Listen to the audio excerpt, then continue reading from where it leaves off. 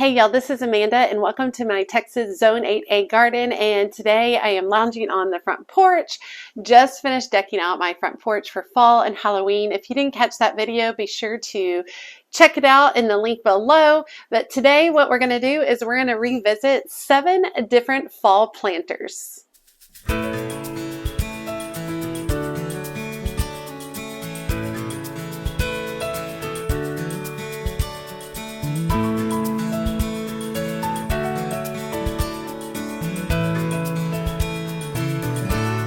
So this year I actually scaled back on the number of fall planters that I was doing because I was investing my money in other areas. I was investing in perennials, I've been investing in bulbs. You guys have seen a lot of the plants coming in, and well, so there had to be some give somewhere because I'm on a budget. I'm a gardener on a budget.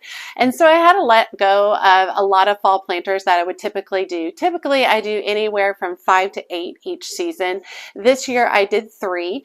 And then, so what I thought I'd do is I would revisit some of my fall planters that I've done over the last few years and show you guys what they look like and how things have evolved over time.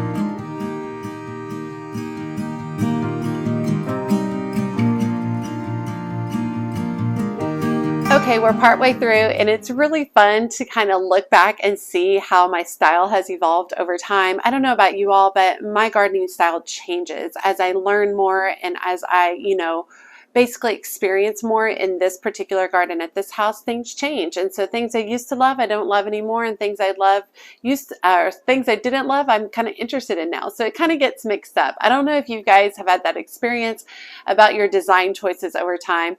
It's also funny to look and see how my filming habits have changed and how I have gotten better. But one thing that will never change, y'all are always going to find me in a t-shirt and shorts. I'm not fancy when I garden. I'm messy. I get hot, sweaty, sticky, and so I'm always going to look like that. But let's get on to some more planters.